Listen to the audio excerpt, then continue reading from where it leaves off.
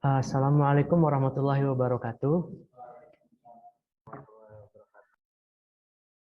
Terima kasih untuk para partisipan yang sudah hadir. Alhamdulillah ya. Selamat pagi kepada yang terhormat Bapak Bapak Syahrial selaku Kepala Sekolah Smart Creativa High School. Bapak dan juga selamat pagi yang terhormat kepada Dr. Insinyur Ahmad Suhaimi ya selaku narasumber untuk acara kali ini. Terima kasih. Dan terima kasih juga kepada para partisipan yang sudah hadir. Sebelum melaksanakan acara, mari kita panjatkan puji syukur kepada Allah Subhanahu wa taala. Berkatnya lah kita bisa berkumpul di hari ini di acara webinar Smart Creative High School yang berjudul Peluang Agribisnis untuk Generasi Z. Semoga acara kita hari ini berjalan lancar ya. Sebelum mulai, izinkan saya untuk menampilkan sebuah video untuk memperkenalkan Smart Creative High School.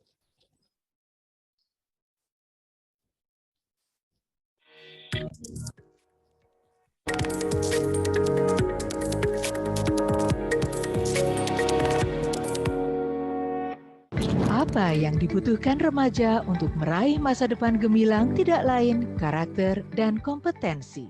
Di antaranya beriman, bertakwa, berakhlak mulia, senang belajar, keterampilan hidup abad 21, yaitu kritis, kreatif, komunikatif, dan kolaboratif, leadership, resiliensi, atau mampu mengatasi tekanan, berani bercita-cita besar. Ternyata, tidaklah mudah membekali hal tersebut, apalagi pada situasi pandemi. Pembelajaran jarak jauh yang identik dengan belajar online terkadang kurang menarik, berpotensi menimbulkan kejenuhan, dan kurang efektif. Solusinya, diperlukan model sekolah yang berbeda yang didesain tidak hanya mengatasi situasi pandemi, tetapi sebagai sekolah masa depan. Smart Creativa High School Banjarbaru menjadi jawaban atas kondisi tersebut. Kami menyebutnya sekolah masa kini dan nanti. Mengusung konsep belajar online yang lebih banyak dibanding belajar offline, Smart Creativa High School dilengkapi dengan aplikasi belajar terbaik yang ada saat ini yang diberi nama Pintar atau Pedagogical Intelligence Architecture. Aplikasi Pintar bukan aplikasi biasa. Aplikasi ini akan memastikan proses pembelajaran tetap pada prinsip pedagogis yang benar dan memberikan pengalaman belajar yang bermakna. Aplikasi Pintar menyediakan fitur digital berupa teks, video, audio, dan visual lainnya untuk memaksimalkan proses belajar siswa. Dilengkapi Personalized Learning Management System atau pembelajaran yang disesuaikan dengan potensi dan kebutuhan siswa. Harapannya, para siswa akan mencapai hasil belajar terbaik. Salah satu faktor yang berpengaruh dalam pembelajaran adalah pemberian umpan balik atau feedback. Aplikasi Pintar dilengkapi dengan fitur feedback antar teman dan dari guru untuk memastikan pembelajaran berjalan efektif, interaktif, dan bermakna. Melalui aplikasi Pintar, seluruh hasil belajar siswa ditampilkan secara real time. Data diolah dan dianalisis. Hasilnya digunakan untuk pengembangan dan perbaikan pembelajaran yang terus-menerus. Dengan aplikasi Pintar, para siswa dapat mengatur waktu belajar mandiri, fleksibel, di mana dan kapan saja, sehingga dapat memanfaatkan waktu lainnya untuk mendalami bakat dan minat sejak remaja. Smart Creativa High School Banjarbaru menyediakan beragam program pengembangan minat, bakat, dan profesi masa depan melalui personalized program yang diselenggarakan setiap semester. Peran orang tua sangatlah strategis dalam pencapaian hasil belajar. Orang tua dapat memantau perkembangan melalui aplikasi Pintar, konsultasi dengan guru secara online, maupun dalam pertemuan rutin. Melalui Smart Creativa High School Banjarbaru, para siswa akan mendapatkan pengalaman pembelajaran masa kini dan masa depan yang sesungguhnya. The future is you.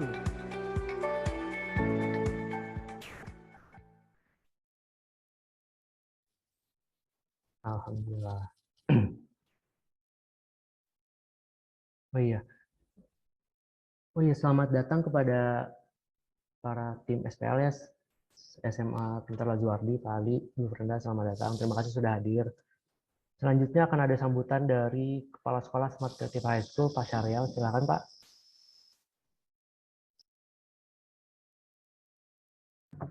Ya, terima kasih banyak Pak Hamid Al-Ahdal. Assalamualaikum warahmatullahi wabarakatuh. Terima kasih banyak kami ucapkan pada saudara-saudari yang bergabung pada hari ini, wabil khusus Pak Dr. Insinyur Haji Ahmad Soaini, DEA, yang merupakan Direktur atau Ketua Sekolah Tinggi Ilmu Pertanian Amuntai yang telah berkenan nanti untuk membagikan ilmunya berkenaan dengan peluang agribisnis untuk generasi Z atau Gen Z. Terima kasih pula pada seluruh tim SCHS Smart Creative High School, kemudian tim FPL, Smart Pintar Lazuardi, dan seluruh partisipan yang berhadir dalam acara ini. SCHS merupakan sekolah rintisan pertama yang berbasis LMS atau Learning Management System dimulai pada tahun 2002, tepatnya bulan Maret. Jadi sekolah ini mix antara learning, online learning dan offline learning ya. Namun lebih banyak nanti online learning sekitar 80% dan offline learning itu sekitar porsinya 20%. Iya. Ya, semoga dengan acara ini dapat menambah tanah keilmuan kita semua berkenaan dengan opportunity atau peluang agribisnis untuk generasi Z khususnya di Kalimantan Selatan, umumnya di Kalimantan dan di Indonesia. Mungkin itu sambutan dari saya. Wabillahi taufiq wal hidayah. Assalamualaikum warahmatullahi wabarakatuh.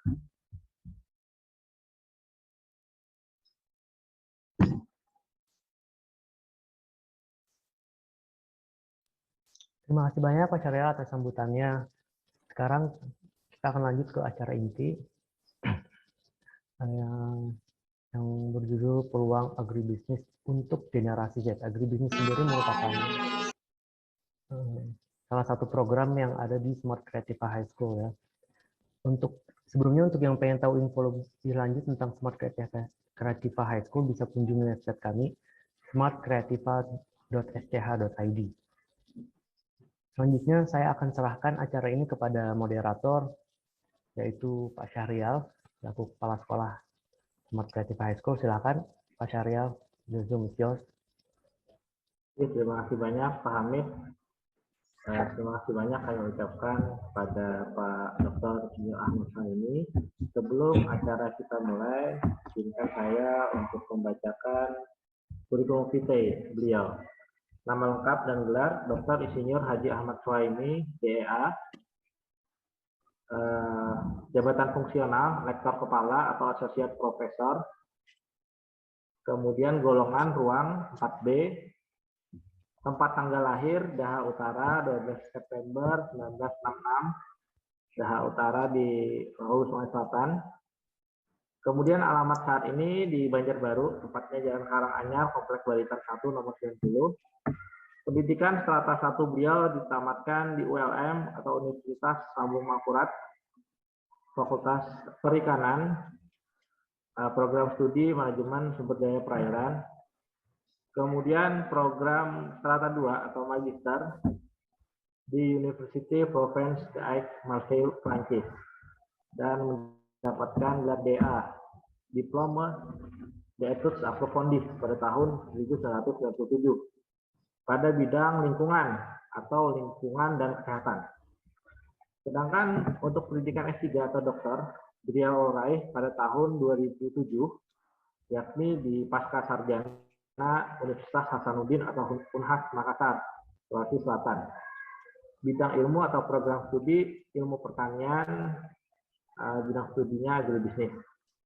Disertasi beliau terkait dengan food consumption and nutritional status of indigenous in East Kalimantan, social, culture, and economic approach. Kemudian pekerjaan beliau saat ini sebagai dosen PNS LL Dikti Wilayah 11 yang dipekerjakan di Stiper Amuntai sebagai ketua Stiper. Kemudian beliau juga merupakan asesor uji kompetensi BNSP bidang agribisnis, asesor BKD atau beban kerja dosen Kemendikbud Ristek RI dan sebagainya.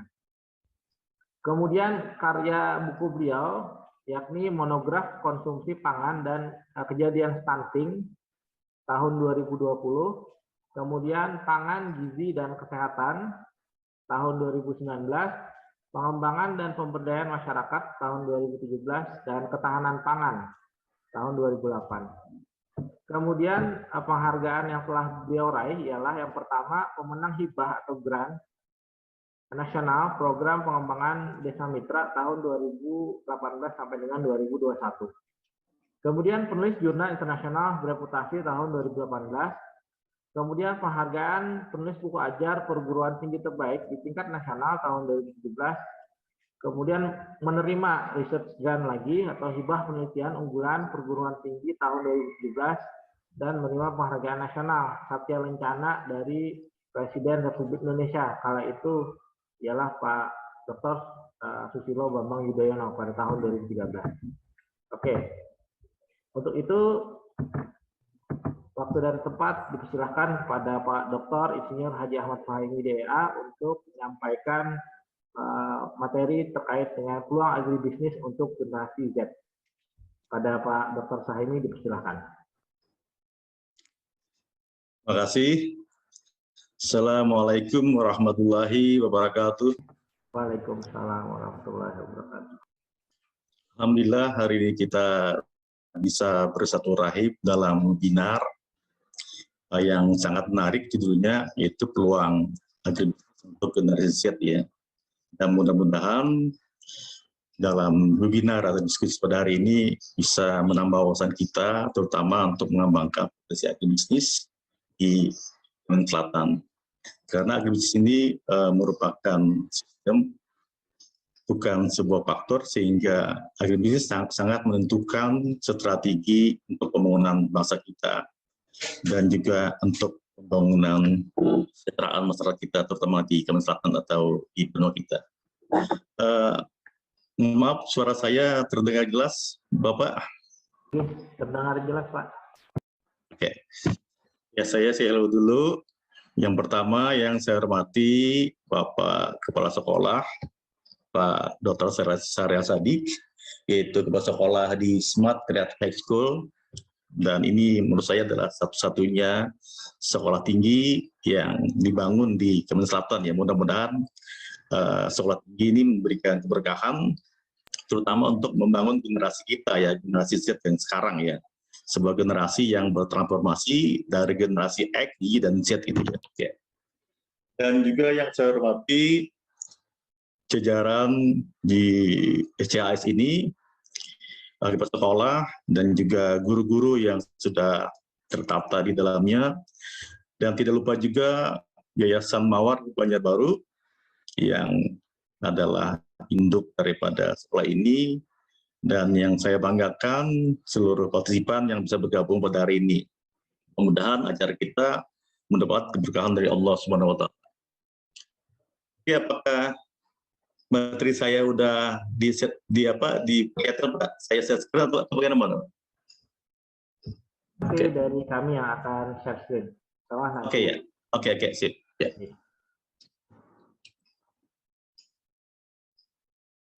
Oke, selamat. Oke, iya, menarik sekali tema yang digagas oleh kepala sekolah gitu ya, sesuai dengan sekolah yang menurut saya ini nanti akan menjadi favorit ya di Kalimantan Selatan, karena sekolah ini jelas berbicara kualitas gitu ya, sebuah sekolah yang merupakan masa depan untuk generasi muda kita atau generasi Z kita. Kenapa? Karena kalau kita berbicara kualitas, tentu banyak hal-hal nanti yang bisa diinovasi, akan memberikan juga hasil-hasil karya yang merupakan keunggulan daripada gaya kita Kalimantan Selatan. Kita mengenal ada keunggulan komparatif, keunggulan kompetitif, dan keunggulan mutlak ya. Kalau kita berbicara keunggulan komparatif, SDM kita sudah luar biasa unggul ya, terutama generasi muda. Nah, kita sebagai generasi X dan generasi Y gitu ya, harus bisa memupuk generasi Z ini ya, karena generasi Z adalah merupakan harapan bangsa kita. Jangan sampai kita terjadi lost generation. Kita harus memanfaatkan sekarang yang dikenal dengan bonus demografi ya. Nah, tapi ini harus memanfaatkan peluang ini, sehingga generasi Z ini adalah tugas generasi X dan Y untuk memfasilitasinya, sehingga generasi Z ini akan mempunyai potensi atau karakter yang sangat baik ya. Dan mudah-mudahan pada sekolah Smart Creative High School ini nanti bisa juga memberikan banyak pengembangan kapasitas untuk generasi Z ini ya. Ya, silakan Bapak dilanjut. Oke. Mudah-mudahan saya bisa menjelaskan gitu ya, dalam konteks ini adalah ada 3 yang saya ingin paparkan, tapi saya mohon maaf, mungkin partisipan ada yang lebih hebat dari saya, lebih ahli, namun dalam hal ini saya mencoba untuk memberikan wawasan karena ada beberapa hal yang menurut saya penting ya untuk saya ingin menjelaskan konsep atau definisi agribisnis, kemudian pada hal berikutnya akan menjelaskan potensi atau peluang di bidang agribisnis sendiri, dan yang ketiga nanti saya akan memaparkan bagaimana sih keterlibatan generasi Z ini ya, yang merupakan transformasi daripada generasi Y ya, dan apa-apa saja prestasi yang sudah diukir oleh generasi Y dan generasi Z sekarang ini. Oke, kalau kita bicara agribisnis, agribisnis adalah merupakan bisnis yang merupakan usaha pertanian ya, atau bidang lain yang mendukungnya, baik di sektor hulu maupun sektor hilir. Nah, kita mengenal sektor hulu dan hilir ini dikenal dengan food supply chain ya. Kita mengacu pada pandangan pokok bahasa agribisnis bekerja pada rantai sektor pangan. Jadi sektor hulu itu dimulai daripada produksi gitu ya, kemudian pengelola pasca panen, distribusi, dan sektor hilirnya itu adalah hal-hal yang terkait dengan pemasaran dan lain-lainnya. Nah, agribisnis adalah strategi memberi nilai tambah atau added value dengan mengelola aspek budidaya, penyediaan bahan baku, pasca panen, proses pengolahan, hingga tahap pemasaran untuk mendapatkan keuntungan. Jadi dalam agribisnis ini adalah yang kita eksplor ada bagaimana agribisnis ini mendapatkan nilai tambah dari perlakuan. Ya, lanjut. Oke, nah kita di sini berbicara mahasiswa atau siswa gitu ya, bahwa yang terlibat di dalam penguatan kapasitas siswa atau mahasiswa yaitu adalah bagaimana lembaga pendidikan itu memberikan dukungan kepada alumni kita ya. Alumni itu kita mengendaki tidak hanya output tetapi outcome yang kita inginkan. Prospek dan potensi lulusan agribisnis yang pertama adalah dia bisa menjadi manajer profesional agribisnis, apakah sebagai perencana, pengelola, pelaksana maupun evaluator dan mediator ya. Kemudian alumni agribisnis baik itu alumni SMK atau alumni perguruan tinggi, dia bisa menjadi pengusaha agribisnis atau wirausaha mandiri, entrepreneur atau inovator, inisiator, adaptor dan kooperator, terutama yang berkaitan nanti dengan pemberdayaan masyarakat ya. Kemudian yang ketiga, alumni agribisnis bisa menjadi fasilitator pengembangan masyarakat agribisnis ya. Yang keempat, bisa menjadi konsultan atau pengkaji, peneliti, pendidik, akademisi bidang agribisnis. Yang sekarang yang saya alami, saya udah bergelut pada tahun 1995 sebagai konsultan pemberdayaan masyarakat dan juga konsultan bidang pertanian. Dan yang kelima, aparat pemerintah atau PNS bisa menjadi bekerja dinas pertanian ya, bisa sebagai dosen, bisa sebagai bekerja di dalam konteks ini adalah misalnya penyuluh dan lain-lain ya.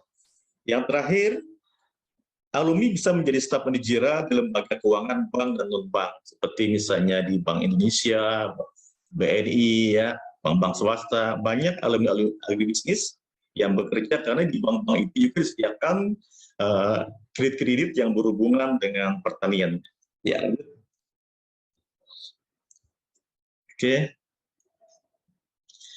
Nah, di sini tentunya yang saya singgung tadi agribisnis sebagai suatu sistem, bukan sebagai suatu faktor ya.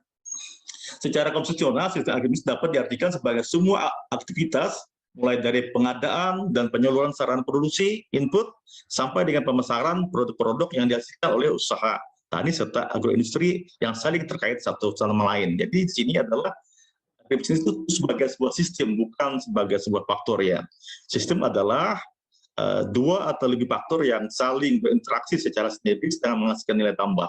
Kembali adalah nilai tambah yang kita inginkan di dalam komoditas dalam bidang pertanian. Ya, lanjut.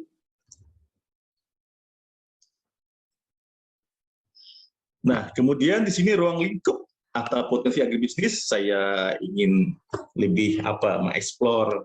Sengaja saya mengeksplor ya gambar-gambar yang menarik ya supaya memberikan inovasi, memberikan aspirasi kepada generasi Z ya. Pertanian dalam arti luas adalah proses yang menghasilkan bahan pangan, ternak serta produk agroindustri dengan cara memanfaatkan sumber daya tumbuhan dan hewan. Pertanian terbagi dalam dua jenis ya, pertanian lahan basah atau sawah dan pertanian lahan kering atau ladang. Yang di Kalsel tipe topografi ini ada keduanya gitu ya. Kalau di wilayah Banjarmasin agak rendah dia, Banjarbaru agak tinggi, leher tinggi, tapi kalau yang di bawah 6 itu rata-rata wilayah pertanian basah atau sawah. Oke. Lanjut. Nah, yang menarik orang kadang-kadang salah kaprah ya, pertanian itu dimaknai dengan lahan becek, basah atau kotor ya. Padahal sekarang jauh loncatan teknologi sudah ya di dalam pengolahan pertanian. Misalnya kita mengenal dengan indoor farming ya. Farming ini ada pertanian di dalam gedung dengan perlakuan khusus dan juga dengan bisa mengendalikan suhu, bisa mengendalikan hama penyakit sehingga produk atau kemudian pertanian dia yang dihasilkan indoor farming itu memerlukan teknologi atau memerlukan manajemen yang lebih profesional gitu ya, bukan manajemen yang tradisional di sini. Sehingga kita mengenal dengan budaya kultur, budaya yang ke atas gitu ya. Sehingga sekarang banyak gedung-gedung di Amerika gitu ya dijadikan lahan pertanian indoor farming, pertanian di dalam gedung ya. Termasuk juga di Indonesia sudah mulai. Nah, misalnya di sini indoor farming, pertanian yang sering dianggap kuno dan tradisional kini menjadi sebuah pekerjaan yang begitu modern dan kaya akan sentuhan teknologi. Yang indoor farming, pertanian sayur dan tanaman hias bahkan bisa dilakukan di gunung tinggi. Misalnya di Indonesia yang sebelah kanan itu 1 ton sekali panen ya, selama 2,5 bulan dipanen 1 ton ya. Berarti sangat menjanjikan sekali dalam berbisnis gitu ya, bahwa kelayakan finansialnya sangat baik gitu ya. Boleh dikatakan bahwa peluang ini harus kita ambil ya, terutama untuk generasi Z.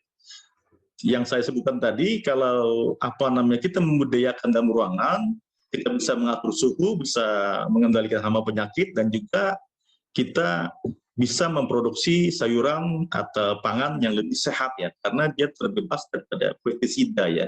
Karena dalam ruangan itu akan mudah untuk mengendalikan hama dan penyakit. Yang di bawah itu ada tanaman hias gitu ya, kemudian yang di sampingnya sayur-mayur juga, yang hidroponik tentunya lebih sehat untuk konsumsi. Dan ini kecenderungan dari waktu ke waktu akan berkembang ya indoor farming ini, apakah dibudidayakan tanaman sayur-sayur, bahkan sekarang sudah ada banyak buah-buahan gitu ya. Dan ini sangat menjanjikan untuk diambil oleh generasi Z kita itu ya, sehingga ini harus difasilitasi.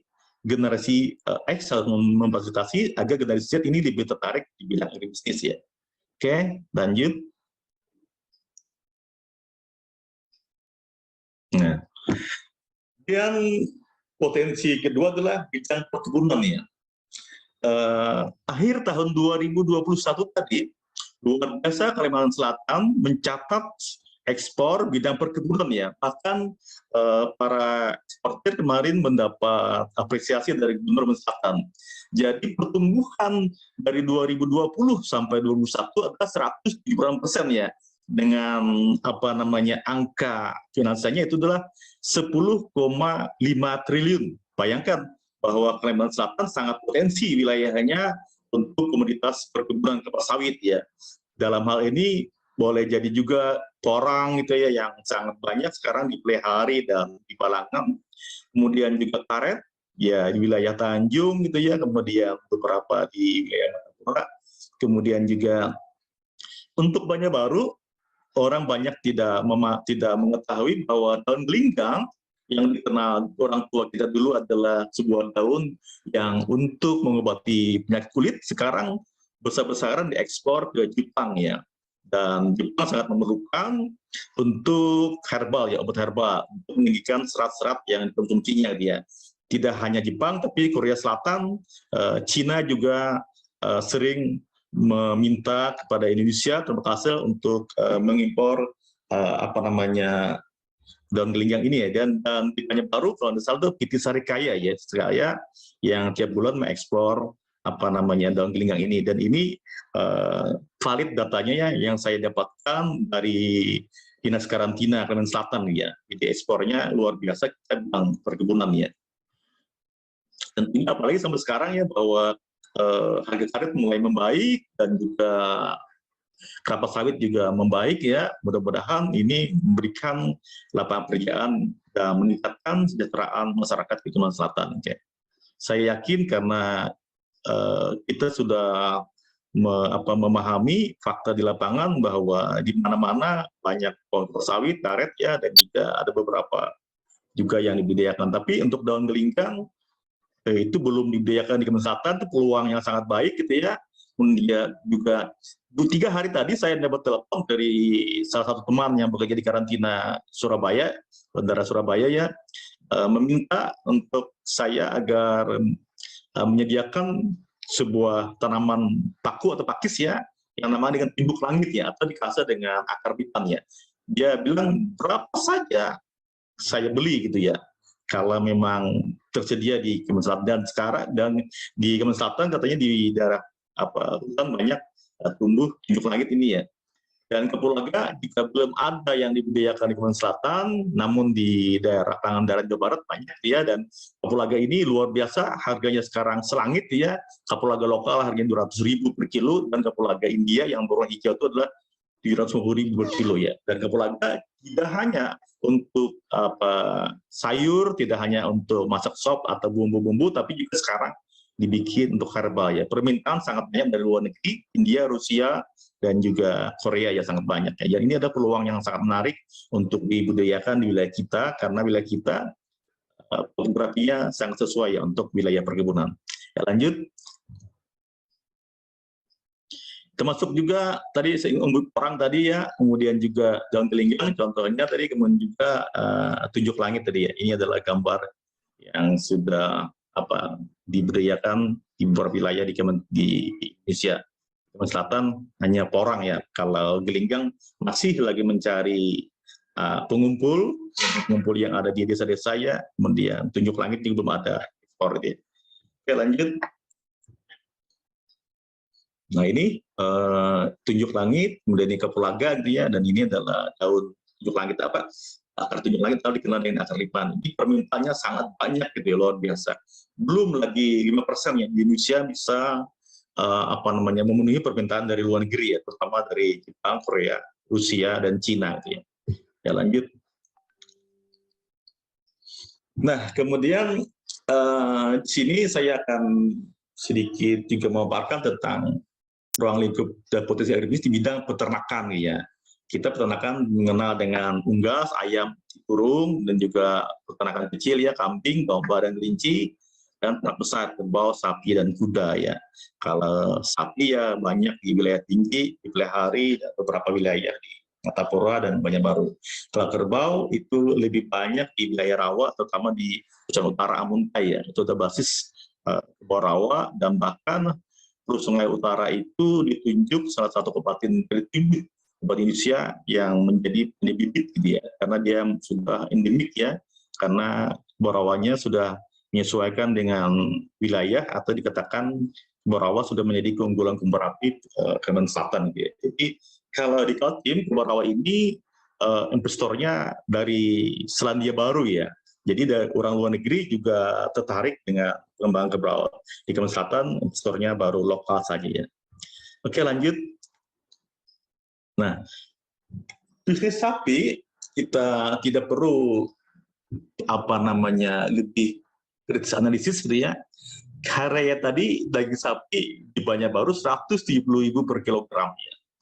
Jadi ketidakmampuan kita untuk memenuhi permintaan lokal dan juga luar negeri sampai sekarang kita masih mengimpor dari Australia dan Selandia Baru ya, dan juga ada beberapa daging kerbau yang diimpor dari India.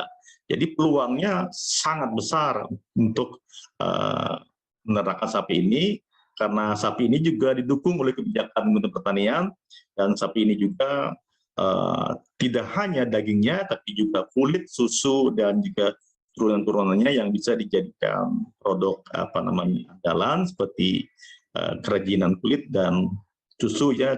Kita masih meminta mengimpor dari Selandia Baru dan juga Australia. Jadi strategis sekali kalau ada sebuah lembaga atau sebuah kelompok generasi muda yang mengembangkan sapi ini. Nanti akan kita tunjukkan generasi-generasi milenial Generasi Z yang sudah berkarya dan mendapat penghargaan ya sebagai duta bidang pertanian, bidang perikanan, dan juga bidang perkebunan.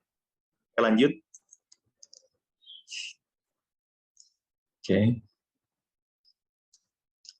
Oke, ini turunannya tadi ya, daging ya masih tradisional.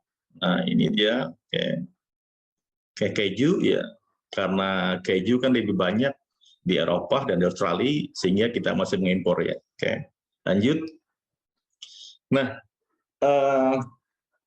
mungkin kita sudah banyak mendengar atau banyak membaca di media sosial bahwa sarang burung walet tidak hanya diambil di gua-gua kalau 50 tahun yang dulu gitu ya, atau saya anak-anak dulu saya sering mendengar ya bahwa pencarian sarang burung walet itu ada di gua-gua gitu ya. Sekarang kan dibudidayakan.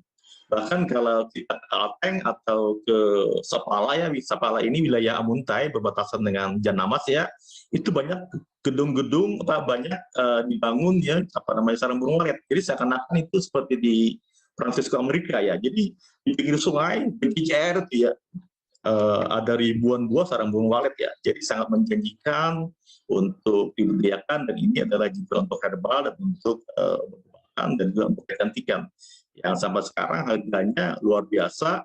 Yang sederhana saja, yang standar sarang burung per kilo itu 5 juta sampai 7 juta. Tapi kalau yang sudah kelas nomor 1 seperti yang di gambar ini itu sudah lebih daripada 15 juta per kilo ya. Ini ada salah satu alumni saya gitu ya, dia tidak mau menjadi pegawai negeri, dia hanya mau kembali ke desanya, dan dia berkecimpung dalam sarang burung walet menjadi aparat desa gitu ya.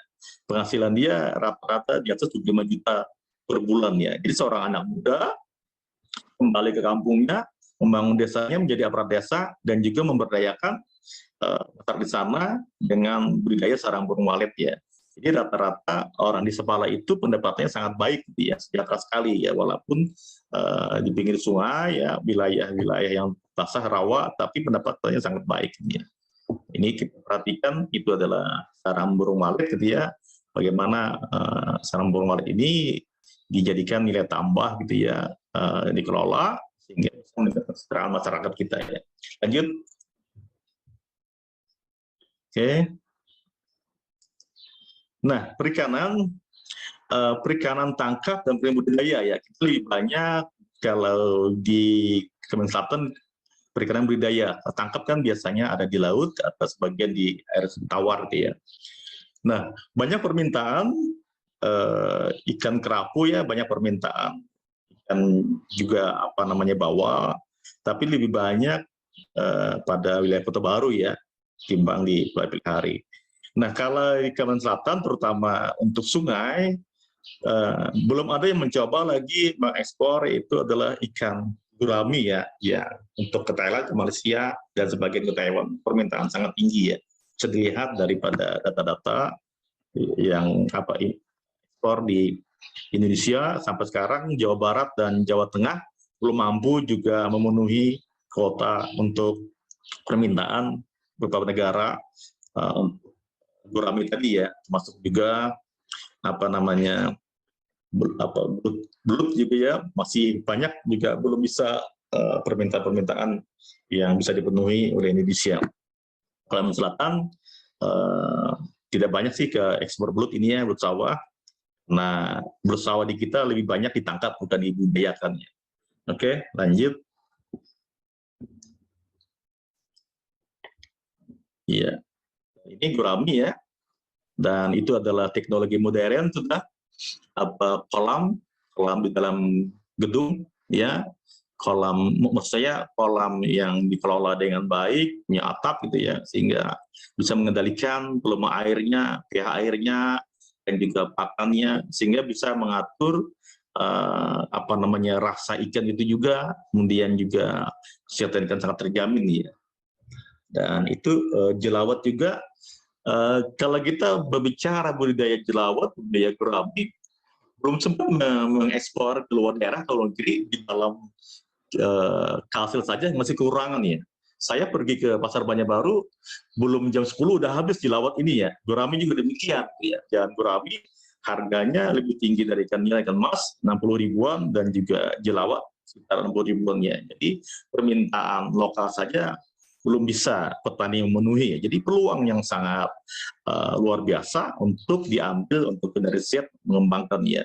Harusnya ada kerjasama gitu ya antara petani-petani dengan daerah yang lebih efektif ya dalam spesies yang memang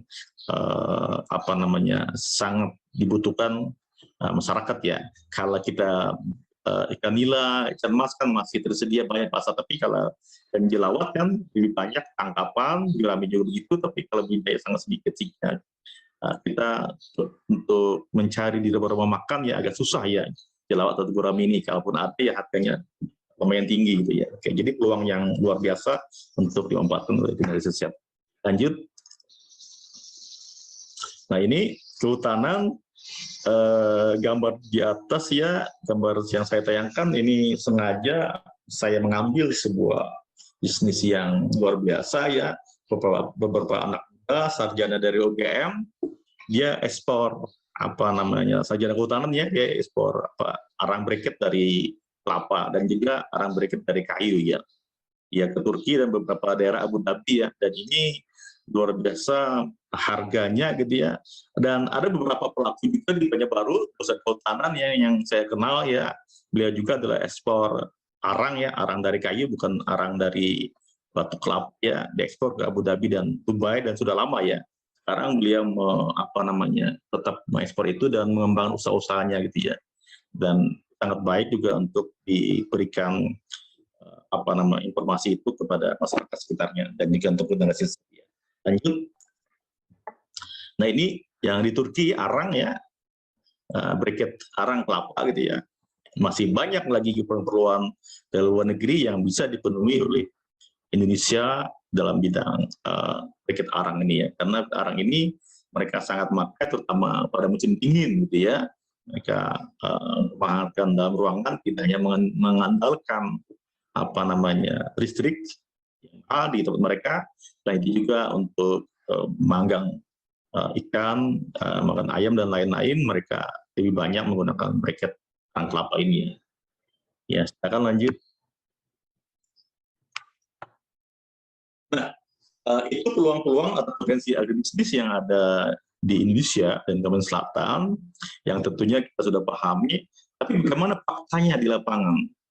Apakah sudah optimalisasi gitu ya generasi kita untuk memanfaatkan peluang-peluang tadi gitu ya? Apakah perguruan tinggi atau sekolah-sekolah vokasi juga sudah sesuai dengan dunia usaha dan dunia industri dalam rangka mendidik generasi kita agar mereka bisa menciptakan lapangan kerja, agar mereka bisa membentuk sebuah kelompok, sebuah organisasi usaha sehingga mereka bisa berkarya dengan baik untuk membangun Indonesia?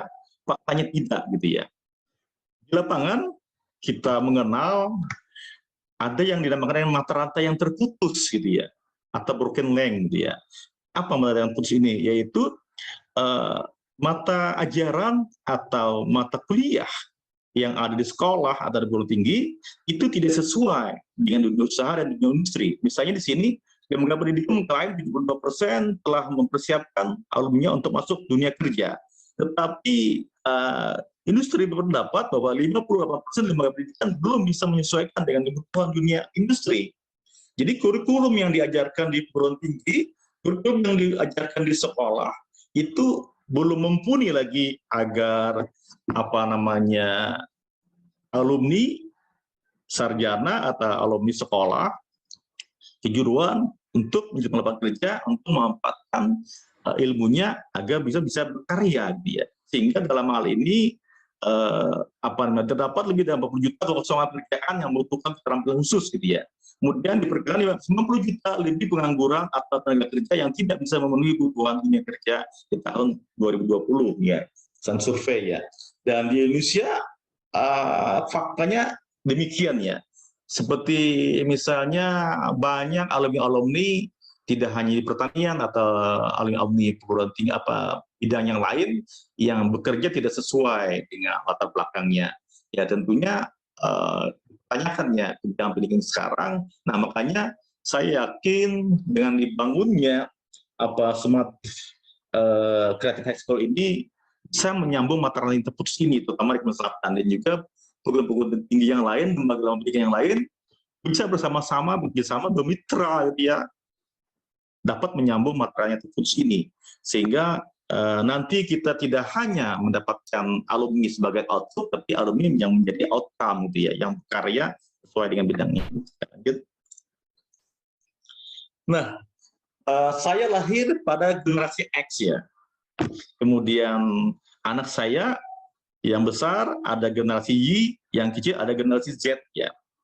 Sehingga dalam konteks ini generasi X itu bertanggung jawab untuk memupuk generasi Y dan generasi Z agar terjadinya kontinuitas pembangunan di Indonesia.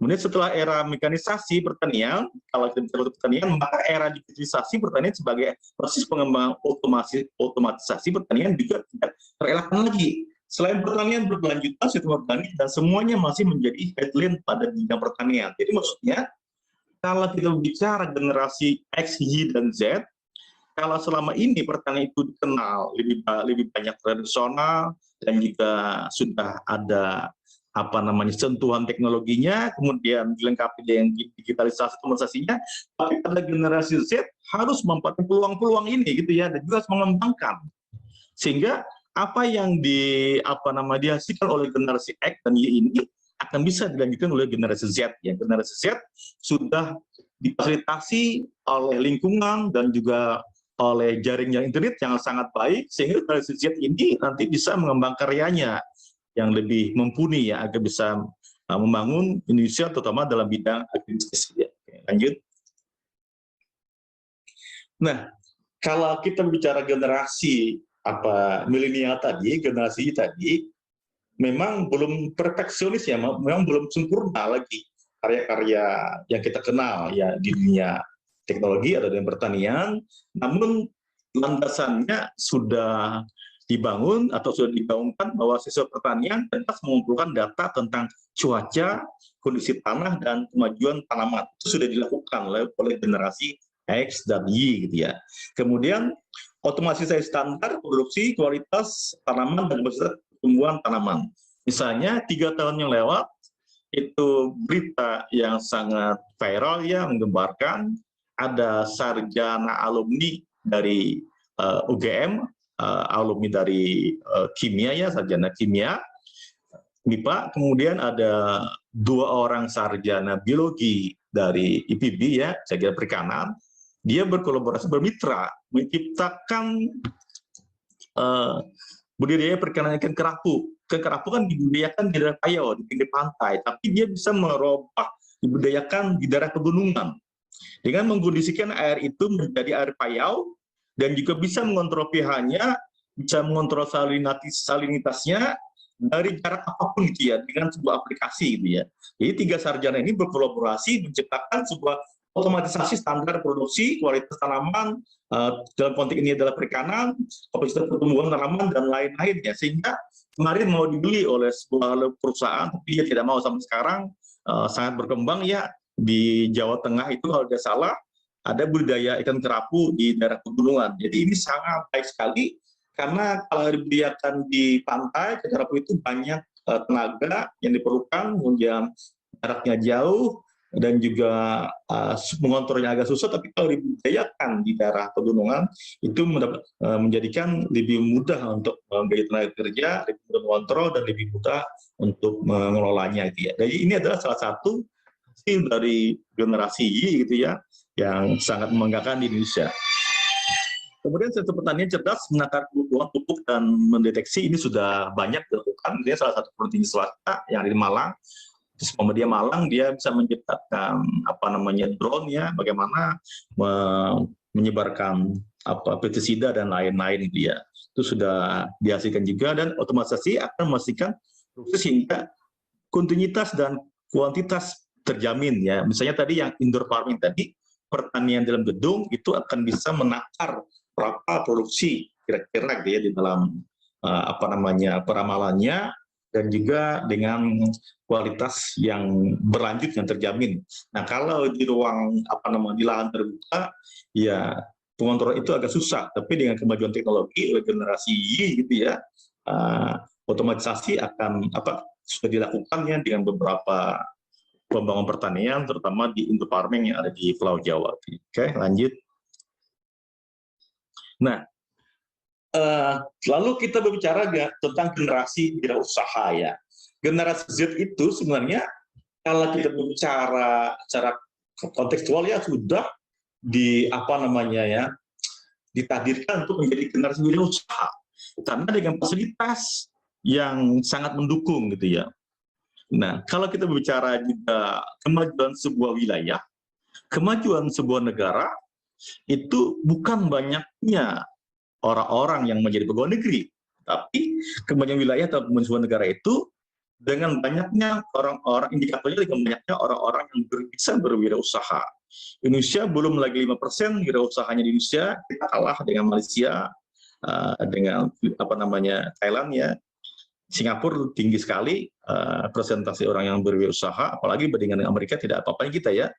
Jadi semakin banyak orang yang berwirausaha, generasi Z ini adalah memberikan peluang untuk kemajuan wilayah dan kemajuan sebuah negara.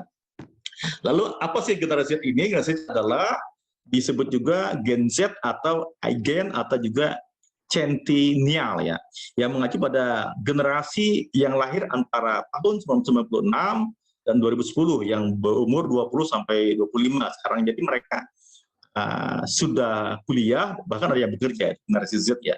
Setelah generasi milenium atau Y ya, generasi Z telah dibesarkan oleh internet dan media sosial. Sebagian telah menyelesaikan pendidikan yang tingginya dan memasuki dunia kerja pada tahun 2020 ya.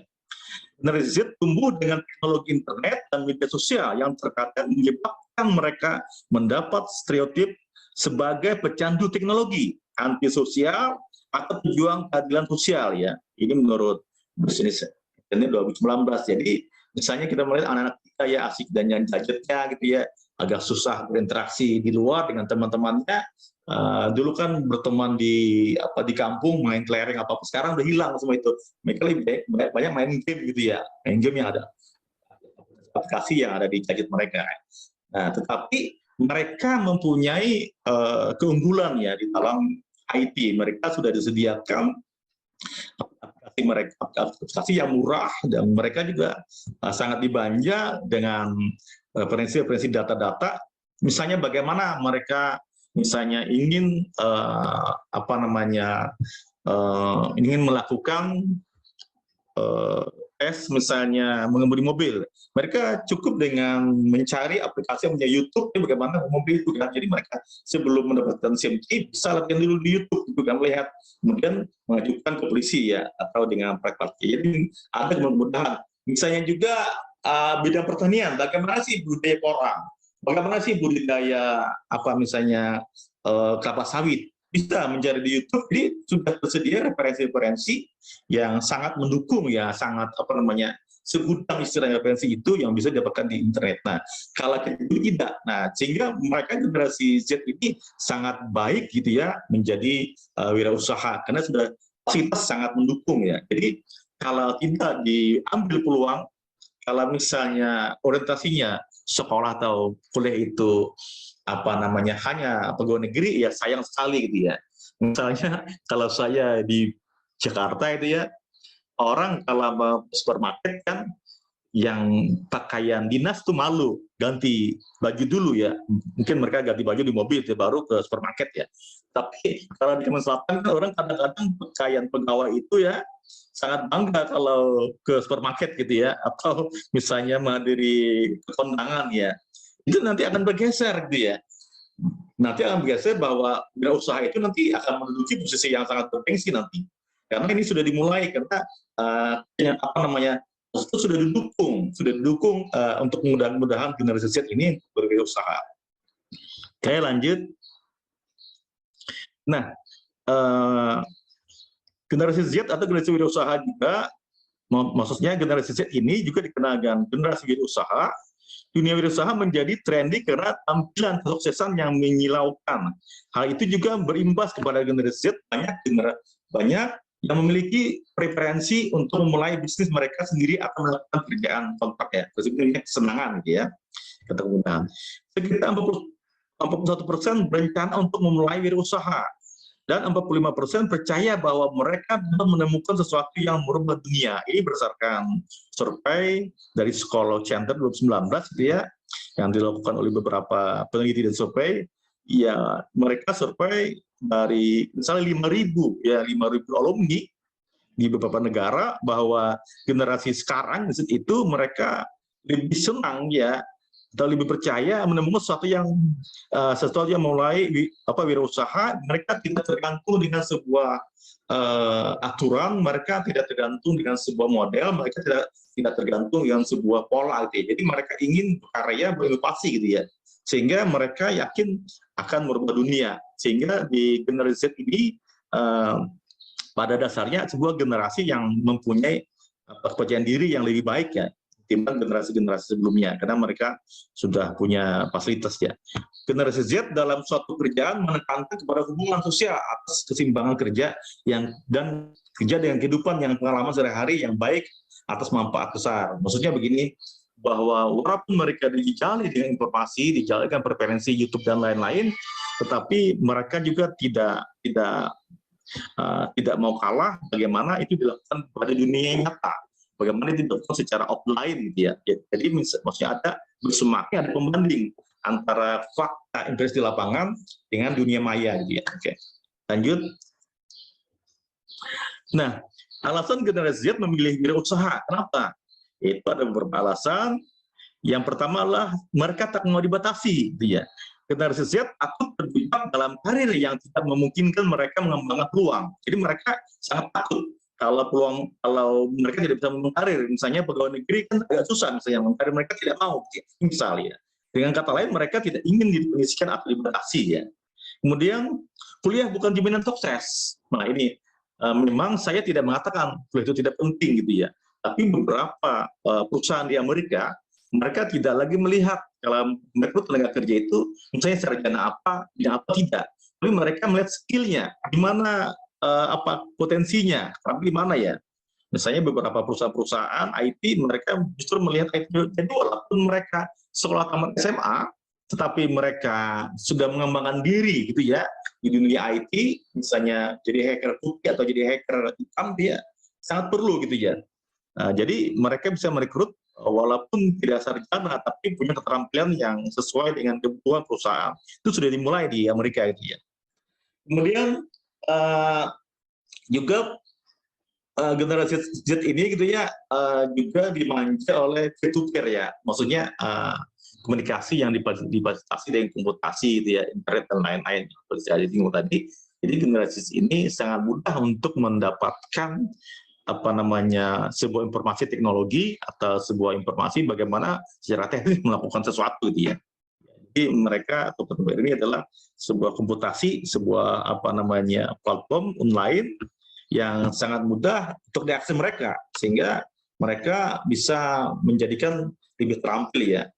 Misalnya pekerjaan freelance dan terhubung dengan klien potensial ya. Misalnya direkrut beberapa perusahaan memerlukan misalnya untuk survei data dan lain-lain, bisa kita bekerja. Misalnya sebuah lembaga keuangan juga atau perusahaan-perusahaan ya bisa misalnya punya usaha gitu ya. Misalnya kalau kita ingin jadi pedagang di Shopee, di Lazada sudah disediakan aplikasinya kan. Cukup membuka aplikasi itu dan sambil belajar atau learning by doing, sehingga anak-anak muda sudah banyak yang membuka usaha lapak gitu ya. Dan ini sangat mungkin untuk mengembangkan lanjut. Dan generasi Z ini gitu ya, kenapa mereka memilih wirausaha, yaitu media sosial yang mempromosikan diri mereka. Jadi kalau mereka ingin mempromosikan diri itu ya mereka bisa membuat YouTube, bisa dengan TikTok, dan kalau misalnya subscribernya sangat banyak, mereka dibayar kan. Jadi mereka tidak perlu misalnya menyewa sebuah event organizer, menyewa manajemen yang apa gitu lah untuk mempromosikan diri mereka. Kalau dulu kan seorang artis kan misalnya mempromosikan diri harus melewati berbagai tahapan gitu ya, tes dan lain-lain, harus bisa misalnya menyediakan dana yang besar gitu ya. Sekarang tidak lagi, seorang generasi muda ingin mempromosikan diri cukup dengan membuat YouTube, cukup dengan TikTok atau yang lain ya, Instagram dan lain-lain. Kemudian akses yang berlimpah. Gen Z ini beruntung memiliki situs web yang dapat mengajari diri mereka sendiri keterampilan baru yang memungkinkan mereka untuk menjadi pengusaha yang lebih baik. Selama beberapa tahun terakhir, maraknya kursus online ya. Misalnya kursus membuat kue gitu ya, atau kursus misalnya membuka kafe, kursus misalnya bagaimana caranya membuat perumahan, atau kursus misalnya bagaimana bertani yang sukses, bagaimana misalnya memasarkan produk tertentu, itu kan bisa lewati dengan webinar atau kursus. Yang misalnya kita sekarang webinar ya, mereka juga webinar materinya dan materi kursus ya, sangat banyak sekarang dilakukan di dunia maya. Nah, mentor. Yang karena mentor, generasi Z ini memiliki akses yang ke berbagai mentor di bidangnya. Banyak mentor akan senang berhubungan dengan siswa sekolah atau mahasiswa ya yang berjiwa wirausaha. Mereka dapat terhubung dengan membaca blog, Twitter dengan mereka, atau bahkan mengirim email secara langsung. Jadi misalnya kalau saya sih ingin misalnya membudidayakan sebuah komunitas yang sangat baik. Misalnya 3 hari kemarin saya dikontak oleh salah satu teman di karantina Surabaya gitu ya, yang memerlukan misalnya tanaman tunjuk langit. Saya buka di internet dan sudah memberikan bermacam-macam penjelasan ya, dan juga di mana saja posisinya, dan dinyatakan di Kalimantan sangat banyak tunjuk langit itu di daerah hutan ya. Jadi bisa nanti saya tindak lanjuti, itu bisnis yang menggiurkan ya, karena permintaan sampai sekarang belum bisa dipenuhi, sangat sedikit ya. Oke, lanjut. Ya. Nah, prestasi generasi Y dan Z dalam agribisnis. Misalnya kita kenal dengan Sandi Okta Susila, adalah duta petani milenial, Kementerian Pertanian ya, umur 27 tahun, dan mengelola 120 hektar tanah pertanian. Pendidikan S2 PhD, penggerak 373 petani, serta lahan pribadi dengan membawahi 50 karyawan ya. Dan dia omsetnya 500 juta, dan sampai sekarang bisa mencapai 800 juta, luar biasa. Kapan misalnya seorang pegawai bisa punya gaji per bulan demikian gitu ya. Tapi Sandi Octavia dia lebih tertarik untuk berusaha di bidang bisnis. Lanjut lagi. Ya, ada juga dalam konteks ini adalah prestasi generasi Y-nya ya. Di sini di bawah bendera Cipta Visi Group, Raindra mengelola sekitar 700 domba kambing ya, dan 20 sapi. Lulusan SMKN ya, SMK saja dia ya, tapi luar biasa sudah peluang usahanya dan menciptakan lapangan kerjanya. Dari Magelang ini bisa mengantongi 200 juta setiap bulannya, sementara saat Idul Adha bisa 1,5 miliar ya omsetnya, luar biasa. Lanjut. Nah, dan juga prestasi generasi Z ini misalnya Deddy Kuswara membuktikan petani merupakan pilihan profesi yang menjanjikan untuk milenial. Pria 31 tahun ini mendulang indahnya kehidupan sejahtera dan hasil petani selama lebih dari 10 tahun. Dia berjaya dengan pertaniannya. Oke, lanjut lagi. Nah, juga Rizal Fahriza, entrepreneur atau pengusaha muda penerima program penumbuhan wirausaha muda pertanian ya, PWMV, suplai jeruk sebanyak 1,2 ton atau sekitar 40 dos jeruk per hari untuk Jakarta dan Bogor. Luar biasa. Lanjut, anak muda kita. Dan ini saya ambil contoh yang wanitanya ya, yang gadisnya. Novi Listiani merasa senang berinteraksi dengan alam dan lingkungan sejak mengikuti suami ke desa. Selain itu, pilihan untuk tinggal di desa karena bosan hidup sebagai penyanyi kota gitu ya. Penyanyi ya, Novi yang menyadari pertanian organik ya, dan organik lebih sehat dan ramah lingkungan. Jalur distribusi yang tersedia di desa membuat ekonomi para petani terjamin. Petani merupakan pekerjaan yang santai dan dapat mengatur waktunya. Jadi dia sudah berpindah profesi menjadi petani dalam bidang agribisnis dia. Oke, lanjut. Nah, kalau boleh kita simpulkan, ya, sektor agribisnis merupakan penghasil makanan pokok penduduk. Peran ini tidak dapat disubstitusi secara sempurna oleh sektor ekonomi lainnya, kecuali apabila impor dengan menjadi pilihan. Ya, dalam perekonomian Indonesia, agribisnis berperan penting sehingga mempunyai nilai strategis. Yang saya katakan tadi, agribisnis itu adalah sebuah sistem, bukan sebuah faktor, sehingga dia tidak bisa digantikan oleh ekonomi yang lain. Kemudian selanjutnya yang bisa saya simpulkan, generasi Z yang tumbuh dengan teknologi, internet, dan media sosial memiliki preferensi untuk memanfaatkan wirausaha sektor agribisnis. Beberapa alasan generasi Z memilih jalur wirausaha adalah tak mau dibatasi, kuliah bukan jaminan sukses, situs layanan freelance dan peer-to-peer menyediakan tersedia di mana-mana gitu ya, dan juga akses berlimpah dan mentor yang bisa dihubungi kapan saja gitu ya, atau di mana saja. Itu yang bisa saya sampaikan, mudah-mudahan bermanfaat bagi pendidikan dan bagi insan pencinta bidang pertanian, dan bagi insan yang ingin berwirausaha bidang agribisnis. Saya ucapkan terima kasih. Wabillahi taufiq wal hidayah, wassalamualaikum warahmatullahi wabarakatuh. Saya kembalikan kepada moderator. Ya, waalaikumsalam warahmatullahi wabarakatuh. Terima kasih banyak kepada narasumber kita yang luar biasa, yakni Pak Dr. Insinyur Haji Ahmad Suhaimi, CEA, yang merupakan ketua Sipor Amuntai. Ya. Kalau di Sipor Amuntai sendiri ada beberapa jurusan ya, Pak? Ada 2 jurusan. Yang pertama adalah jurusan agroteknologi dan jurusan agribisnis, dan juga sudah kami 3 semester sudah melaksanakan kampus merdeka. Ya. Oh ya, alhamdulillah, luar biasa Pak. Kemudian terkait dengan SKS sendiri Pak, ini ada salah satu pengembangan atau personalized program, salah satunya memang agribisnis Pak. Nah, diharapkan kita dapat bekerja sama nanti untuk sustainability secara berkelanjutan. Ya. Kemudian selain agribisnis juga di SCHS ada Fund English dan Digital Trainer. Jadi SCHS sendiri itu beralamat di Jalan Ahmad Yani, kilometer 32, Kelurahan Noktabar Selatan, Kecamatan Banjarbaru Selatan, Kota Banjarbaru, Kalimantan Selatan. Terima kasih banyak Pak Dr. Insinyur Haji Ahmad Suhaimi, luar biasa pemaparannya. Silakan bagi saudara-saudari, siswa-siswi, mahasiswa-mahasiswi, Bapak dan Ibu, baik itu guru, dosen, silakan kalau ada pertanyaan kepada Pak Dr. Insinyur Haji Ahmad Suhaimi bisa melalui room chat ataupun open mic ya untuk bertanya secara langsung. Ya. Untuk sesi pertama, silakan untuk 3 penanya.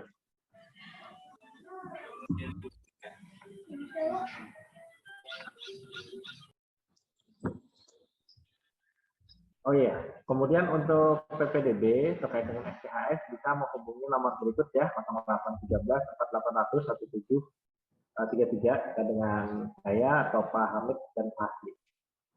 Nah, silakan Bapak Ibu, kemudian siswa-siswi, mahasiswa-mahasiswi, akademisi, guru dan dosen, kalau kiranya ada pertanyaan kepada Pak Dr. Insinyur Haji Ahmad Suhaimi berkenaan dengan peluang agribisnis untuk generasi Z. Nah ini Pak, ada pertanyaan Pak dari Pak Hasbian Nur. Saya sangat senang dengan hadirnya Sekolah Smart Kreatif ini yang menyediakan wadah yang tepat untuk mengembangkan siswa di bidang agribisnis. Nah, pertanyaan beliau, apakah ada peran pemerintah atau government dalam memberikan ruang atau memfasilitasi para penggiat bidang agribisnis ini dalam memasarkan produknya ke arah internasional? Ya. Oke, itu Pak pertanyaan pertama dari Pak Hasbianur. Silakan, dan cepat silakan untuk menjawab. Ya, sangat baik pertanyaannya. Pertanyaannya juga sudah tingkat internasional nih. Memang kalau boleh gitu ya ada, tetapi sangat minim gitu ya. Lebih banyak pengembangan pendukung dari pemerintah daerah atau pemerintah pusat itu lebih banyak untuk aspek pengembangan karakter lokal gitu ya, misalnya aspek budidaya dan juga aspek pemasaran. Tapi kalau untuk pemasaran di dunia internasional paling hanya melewati seminar-seminar saja, belum ada lagi yang pengembangannya ke arah akses teknis gitu ya. Yang saya kenal misalnya ada di Turki gitu ya, ada beberapa lembaga Indonesia Turki yang memfasilitasi untuk ekspor impor, tapi itu tidak pada konteks generasi muda atau perguruan tinggi, tapi mereka pada umum gitu ya. Nah, boleh jadi nanti bisa dimanfaatkan oleh generasi Z, bagaimana memanfaatkan lembaga-lembaga internasional ini untuk ekspor bidang pertanian ya. Dan juga ada di Belanda gitu juga, ada PPI, Persatuan Pajak Indonesia, yang juga memfasilitasi lembaga eksportir dari Indonesia, terutama juga pada beberapa pertanian dan juga impor bunga-bunga dari Belanda ya, tetapi itu juga tujuannya untuk umum. Belum lagi pemerintah mengkhususkan pengembangan generasi Z ini atau pengembangan generasi muda untuk eksportir, tetapi banyak situs yang lain, banyak maksudnya informasi atau media sosial yang kalau generasi muda ini ingin pintar atau ingin cerdas mengekspor, mereka bisa mengikuti seminar yang dilaksanakan secara online, banyak gitu ya. Silakan saja, misalnya ada beberapa kali di Banjarmasin, baik importer atau eksportir, tetapi itu terlepas daripada pemerintah atau dukungan pemerintah. Jadi saya sepakat ya, saya membawa kepada pemerintah karena kita melihat agribisnis sebagai sebuah sistem, berarti perlu sistem yang lain kerjasama gitu ya, sehingga di sini akan memberikan nilai tambah yang baik untuk pembangunan Kalsel. Seperti yang saya jelaskan sebelumnya, 176% ya peningkatan ekspor kita perkebunan ke mancanegara gitu ya, dan ini yang luar biasa sekali Kalimantan Selatan, dan bahkan eksporternya mendapat penghargaan dari gubernur kita, dan ini perlu ditindaklanjuti dengan kegiatan baru pemerintah untuk mendukung atau membangun kapasitas generasi muda yang bisa juga timpung di dalam ekspor pada komoditas di pertanian dan perkebunan. Itu yang bisa saya jawab, Pak. Silakan. Ya, terima kasih banyak Pak Dr. Insinyur Haji Ahmad Saini atas jawabannya luar biasa. Kemudian ada pertanyaan lagi Pak dari Pak Muhammad Helmi. Dia merupakan dosen di Politeknik Hasnur di Batola. Jadi ada dua pertanyaan nih Pak. Pertanyaan pertama, bagaimana mendorong generasi sekarang atau generasi milenial yang saya lihat justru tidak tertarik pada produksi hulu pertanian. Saya akui sekarang anak suka berdagang atau usaha berbagai macam, khususnya pertanian. Namun jika sektor hulunya tidak digerakkan, anak muda, bagaimana kelanjutannya Pak? Nah, kemudian pertanyaan yang kedua, bagaimana membangun sistem anak muda yang bisa agribisnis nasional dengan model startup? Oke. Demikian Pak pertanyaan dari Pak Muhammad Haini dari Poliasur. Silakan Pak. Oke, iya. Iya, makasih Bapak dosen dari Politeknik Hasnur. Kalau tidak salah ya, pertama kali di Hasnur itu saya juga dulu yang ikut serta untuk membuat kurikulumnya ya. Salah satunya itu adalah prodi kalau salah perkebunan tanaman keras ya. Karena perusahaan Hasnur kan banyak dia punya usaha yang perkebunan sawit ya, jadi sangat baik gitu ya sebuah perusahaan SR-nya membangun lembaga pendidikan. Nah, sederhana saja jawabannya untuk memberikan dukungan kepada anak muda atau generasi tadi, memang kita harus memahami filosofi pendidikan atau filosofi kerjasama ya. sejak kita lahir di rumah gitu ya, kita selalu didengungkan oleh apa namanya bersaing dan bertanding gitu ya. Jadi anak yang pintar selalu dihargai oleh orang tuanya gitu kan. Kemudian juga kalau dia sekolah TK, sekolah SD, SMP, SMA, selalu nilai dilihat kan. Jadi selalu disuruh bersaing dan bertanding gitu ya. Demikian juga apa namanya kuliah selalu dilihat nilainya, bersaing dan bertanding lagi. Jadi murid atau siswa atau mahasiswa yang hebat itu selalu dilihat daripada nilai.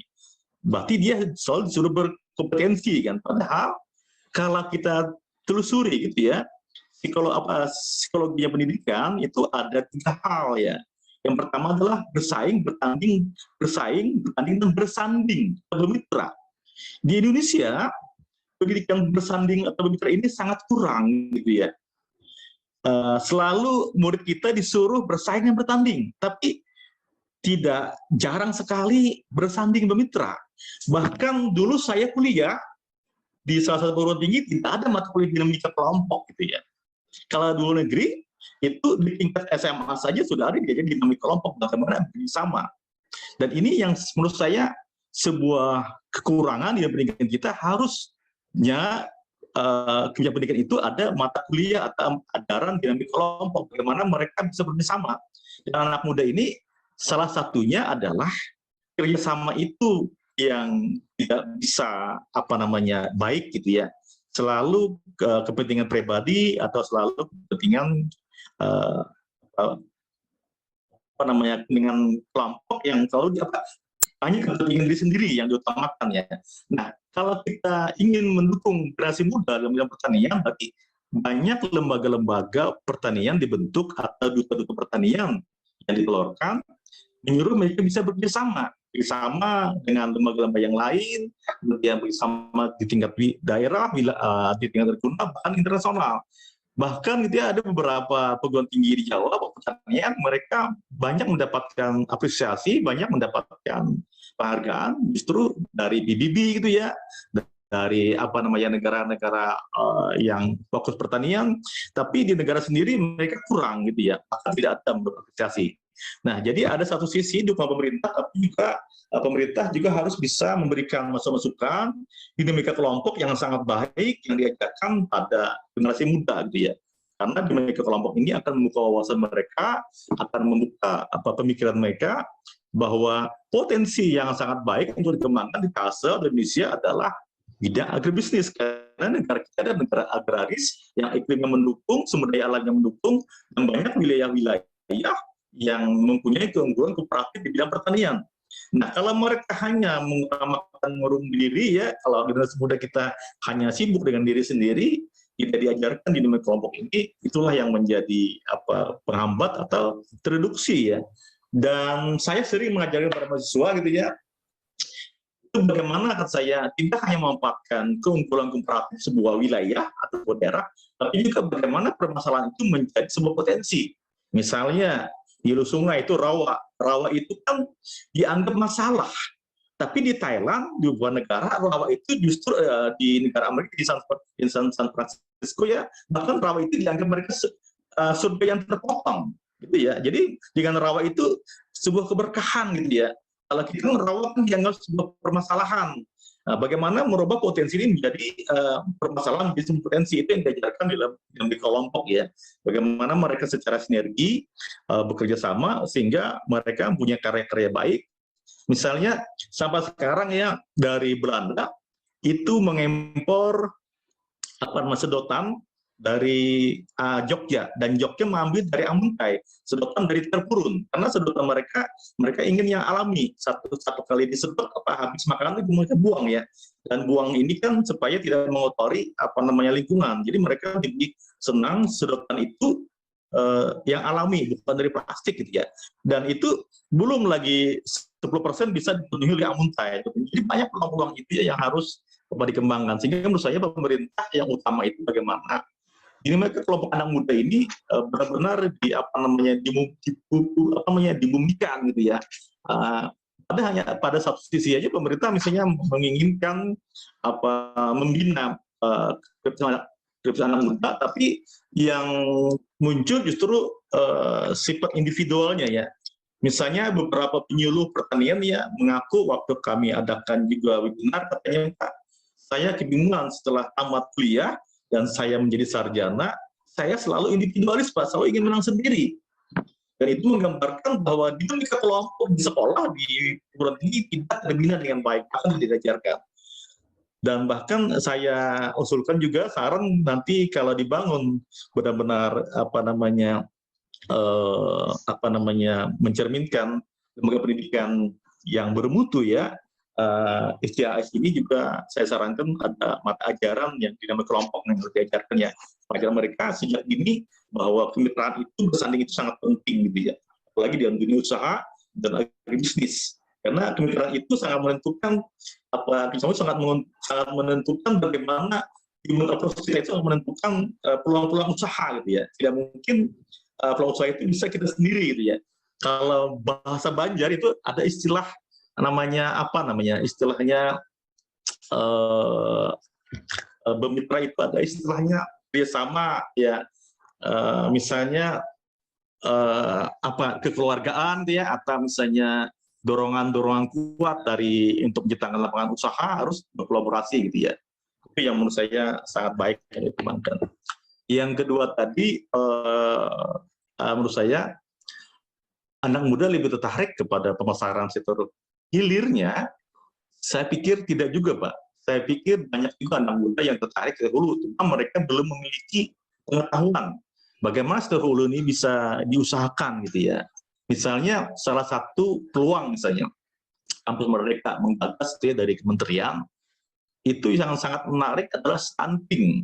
Stunting ini kan bayi pendek gitu kan. Jadi bagaimana stunting ini bisa diatasi di wilayah Kalsel ini, itu di sektor hulunya, bukan sektor hilir, bukan misalnya aspek kesehatan, yang sektor hulunya produksi.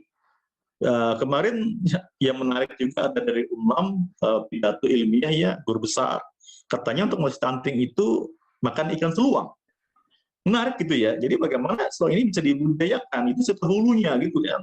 Nah, kemudian lagi misalnya porang yang berjaya sekarang atau beberapa yang lain. Sektor hulunya produksi, bagaimana pengolahannya pasca panennya. Dan ini yang menurut saya tidak dimiliki atau kurang dimiliki oleh anak muda kita, sehingga lembaga pendidikan menurut saya harus punya tanggung jawab untuk mengembangkan pengetahuan sektor hulu yang bisa dialihkan transit knowledge-nya kepada anak muda kita. Mungkin Pak yang bisa saya beri masukan. Ya, sangat baik pertanyaannya. Oke. Ya, terima kasih banyak Pak Dr. Senior Haji Ahmad Saini. Demikian jawaban untuk pasal ini ya. Kemudian pertanyaan yang ketiga yaitu dari Pak Sudirwo Primasada. Dia merupakan akademisi di Kementerian Pertanian. Pertanyaan beliau ialah, apa saja produk pertanian yang banyak permintaan ekspor maupun permintaan luar pulau dari daerah kita? Hal ini mengingat tidak banyak pertanian berskala besar di sini, apakah ini pengaruh dari kondisi alam di kawasan yang umumnya lahan rawa dan gambut serta wetland, lahan basah? Kemudian ini menjadi tantangan yang besar untuk Gen Z bergelut di sektor hulu. Terima kasih. Demikian pertanyaan dari Pak Sudirwo. Pertanyaan sangat baik ya. Memang kalau kita telisik gitu ya di Kalimantan Selatan itu banyak perusahaan-perusahaan besar gitu ya yang bergerak di bidang agribisnis seperti kelapa sawit ya, karet ya. Misalnya karet kita kenal dengan Limas, benua Limas Jurus, kemudian Insan Bonafit ya, dia kuasai produksi dan juga dia kuasai pemasaran gitu ya. Sehingga orang di Kalsel hanya menjual kedua perusahaan itu, Limas atau Insan Bonafit ya, tidak ada yang lain gitu ya. Itu mungkin salah satu strategi itu kan pemuda-pemuda yang besar. Demikian juga misalnya dengan kelapa sawit ya, sawit itu kan kita kenal yang ada di Tanah Bumbu, Kota Baru, kemudian di Hulu Sungai Selatan, nah di Tanjung ya, lebih banyak ya banyak itu ya lebih dari luar ya, misalnya ada Astra Group yang ada di negara selatan kan, ada juga di Tanjung, Banjang, Muntai juga mendominasi wilayah Tanah Bumbu ya, selalu perusahaan dari luar ya. Nah, bukan permasalahan berjaya perusahaan luar itu karena SDM kita kurang, saya pikir kalau kecerdasan, kepintaran, banyak sarjana-sarjana kita juga yang menguasai bidang pertanian bisnis. Cuma tadi yang menurut saya informasi kurang atau mereka dinamika kelompok yang masih lagi menghambat mereka gitu ya.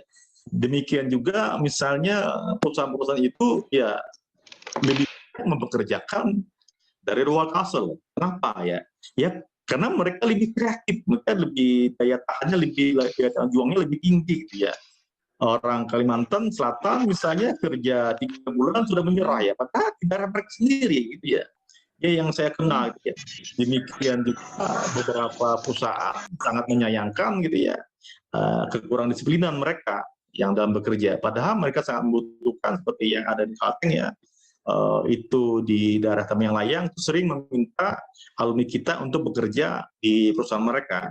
Tapi alumni kita makanya memandang perusahaan itu, memandang perusahaan itu masih lagi nomor 2. Jadi mereka akhirnya apa? Selalu menjagokan menjadi pegawai negeri. Kalau tidak lulus, mereka ya bekerja yang tidak sesuai bidangnya. Padahal kalau mereka bekerja di perusahaan agribisnis kan itu kan menambah wawasan mereka, menambah kompetensi mereka, jadi apa jadi mandur atau yang menjadi bidang tenaga produksi, atau bisa juga mereka misalnya dalam CSR kemudian masyarakatnya sangat penting. Jadi menurut saya komunitas unggulan di Kalsel ini memang didominasi dari luar ya, bukan maksudnya tidak ada atau bahkan kurang, tapi memang banyak gitu ya. Misalnya karet tadi ya, kemudian kelapa sawit, ya sebagian di Kaltim itu ada beberapa produk herbal, ada beberapa produk misalnya ini kapulaga, memang lebih banyak dari lembaga-lembaga yang sudah munafid dari Pulau Jawa gitu ya, Pulau Sumatera, karena mereka sudah punya pengalaman di sana. Dan yang menariknya 10 orang kaya di Indonesia, ya 5 diantaranya bergerak di bidang agribisnis. Salah satunya Hairul Tanjung gitu ya. Ya. Jadi separuh dari orang kaya Indonesia itu bidang agribisnis, bidang pertanian, perkebunan ya, yang menarik ya. Dan juga kalau dari topografi, keadaan tanah dan iklim, saya pikir mendukung perkebunannya. Perkebunan juga mendukung. Tinggal lagi bagaimana menyikapi peluang ini kan bisa dijadikan nilai tambah, atau bagaimana permasalahan jadi sebuah potensi yang saya lihat tadi kan di hamparan rawa yang ada di hulu sungai, misalnya yang ada di hulu sungai selatan, hulu sungai utara, dan hulu sungai tengah, sebagian tanjung gitu ya, itu tidak ada yang menggarap ya, hanya misalnya sektor perikanan musiman ya, padahal itu sangat layak sekali untuk dijadikan bisnis ya. Misalnya wisata pertanian, misalnya menarik anak muda, misalnya pengrajin anyaman dari cenggondok, masih banyak sekali ya. Misalnya saya pernah menggagas, sering saya dulu gitu ya, 10 tahun yang lewat saya sering diskusi jadi narasumber di RRI Nusantara 3 Banjarmasin ya. Dulu pemerintah kita memang kurang tertarik ya menjadikan Sungai Banjar itu supaya lebih rapi menjadi wisata ya. Saya dulu karena pernah berkunjung ke beberapa negara, kemudian saya pernah ke Venesia ya, Italia, Thailand juga, dan sebagian negara-negara Eropa, di Belanda, di Monaco gitu ya. Sehingga saya memahami bahwa sungai itu bisa menjadi energi gitu ya. Sungai itu bisa menjadi energi wisata, bisa menarik wisata, bisa menjadikan penghasilan gitu ya. Nah, demikian juga yang ada di Kalsel ini, sungai itu tidak hanya menjadi wisata, tapi juga bisa menjadi pertanian agribisnis gitu ya, kalau ditata dengan baik gitu ya, menjadi peluang yang luar biasa, itu sangat menjanjikan. Misalnya salah satunya, misalnya kalau kita berbicara wisata ya, kita tidak bicara pertanian itu wisata misalnya. Kenapa pemerintah kita dulu misalnya menghancurkan lanting-lanting di Banjar itu? Kan lanting itu rumah terapung yang ada di pinggir Sungai Banjarmasin. Padahal itu di Thailand, lanting-lanting atau rumah-rumah terapung itu mereka benahi sehingga menarik ya. Apakah mereka benahi dengan hiasan-hiasan atau tanaman-tanaman hias, tanaman-tanaman yang menarik untuk wisata. Jadi mereka menanam itu tidak hanya di lahan tanah, tapi juga di atas permukaan gitu, sungai gitu ya, lanting, sehingga menarik untuk wisata. Ya, jadi saya pikir banyak komunitas hasil yang menjanjikan untuk ekspor keluar, dan juga lauk kita itu juga sangat mumpuni ya, bisa. Cuma ada sisi yang lain, kelemahan kita itu adalah ketelatinan tadi, ketangguhan di lapangan itu yang menjadi permasalahan. Jadi harus ada diajarkan pengalaman-pengalaman agar mereka lebih berkarakter ya, karena karakter itu ada dua kan, karakter etika dan karakter kinerja. Kalau karakter etika, orang Banjar itu ya beretika baik, dan kinerjanya bagaimana, apakah bisa bekerja 8 jam sehari, itu yang menjadi pertanyaan kita kan. Jadi harus pemerintah ada kebijakan lain sehingga orang-orang pelaku agribisnis terutama generasi ini harus mempunyai pengetahuan yang holistik ya, tidak hanya pengetahuan di bidang pertanian hulunya saja, tapi juga seluruh aspek yang mendukung pertanian tersebut ya. Ini Pak yang bisa saya beri masukan. Silakan Bapak. Terima kasih banyak Dr. Insinyur Ahmad Rasa ini telah menjawab pertanyaan dari Pak Sudiro. Ya, waktu menunjukkan hampir pukul 12 kita. Mungkin ini pertanyaan terakhir Pak dari kami. Pertanyaan pertama ialah bagaimana perkembangan penerapan teknologi pada bidang agribisnis khususnya di Kalimantan Selatan. Kemudian pertanyaan kedua dari kami, bagaimana pendapat Bapak dengan adanya atau hadirnya SPHS di Banjarbaru yang salah satu programnya ialah agribisnis. Terima kasih banyak Pak. Iya, alhamdulillah Bapak. Program agribisnis Kalimantan Selatan, terutama bidang perkebunan, ya, menutup tahun 2021 data dari karantina ya, bahwa pertanian kita, ekspor kita itu 176% naik ya dibanding tahun sebelumnya. Sehingga saya yakin agribisnis Kalimantan terus berkembang gitu ya, karena didukung oleh lingkungan ya, keunggulannya mendukung keunggulan kooperatifnya ya, dan juga pelan-pelan Kalimantan Selatan akan memimpin ya Indonesia, terutama dalam bidang kelapa sawit dan juga karet dan juga beberapa orang ya. Bahkan di Kalimantan ini Pak, kalau digabungkan seluruh Kalimantan gitu ya, kebun sawitnya itu sama dengan wilayah ibu kota negara kita Jakarta ya, saking banyaknya kelapa sawit di selatan. Jadi sangat menjanjikan bagaimana lembaga pendidikan bisa bermitra, lembaga pendidikan bisa secara sinergis bekerjasama dengan pelaku-pelaku usaha kelapa sawit, karet, dan juga orang tadi. Kalau kami nyadari bahwa kami juga di perguruan tinggi kami ada yang namanya ujuk potensi bidang pertanian bisnis. Karena kami juga bekerjasama dengan lembaga nasional dan pertanian untuk potensinya, dan juga kami juga menyadari bahwa perguruan tinggi kami itu dikelilingi oleh perusahaan dia. Banyak sekali perusahaan kelapa sawit yang ada di sekitar perguruan tinggi kami, misalnya yang ada di Tanjung, di Amuntai, yang ada juga di daerah negara, itu banyak sekali. Jadi sudah selayaknya perguruan tinggi ini bisa link and match antara perusahaan. Jangan sampai terjadi putusnya mata rantai gitu ya.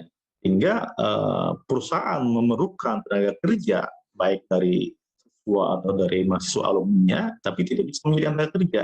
Jadi harus ada duduk secara bersama semeja ya, ada perusahaan dan ada pendidikan, agar tenaga kerja ini bisa outcome dari perguruan tinggi bisa menjadi tenaga kerja di perusahaan-perusahaan.